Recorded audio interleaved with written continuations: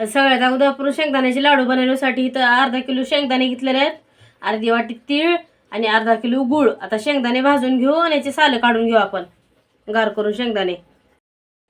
शेंगदाणे भाजून सोलून गार करून घेतलेले आहेत आणि तीळ पण मी भाजून घेतलेले आहेत. आता मिक्सरला वाटून घेऊ आपण बारीक करून. आता मिक्सरच्या भांड्यामध्ये आपण वाटून घेऊ. गूळ पण मी बारीक करून घेतलेला आहे, 1 मुठभर शेंगदाणे, थोडेसे तीळ,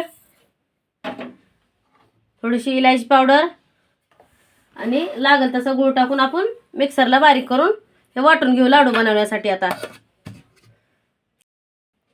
आपण इथं सगळं बारीक करून घेतलेलं आहे, शेंगदाणे, गूळ, तीळ. आता ह्यामध्ये थोडीशी खसखस आहे, हे खसखस टाकून आता आपण मिक्स करून याचे लाडू बांधून घेऊ. आता खसखस मिक्स करून घेतलेले आहेत, आपण लाडू बांधून घेऊया असं गोल गोल.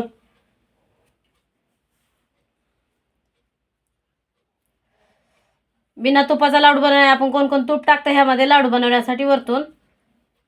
बिगर तुपाचा असा लाडू बनवून घेऊ आपण. असे 1 नंबर लाडू झालेले आहेत, तिळीमुळे छान होतात लाडू.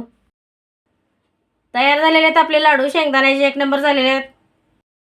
व्हिडिओ आवडला असेल लाईक करा, शेअर करा, फॉलो करा, सबस्क्राईब करा. सबस्क्राईब करायला विसरू नका.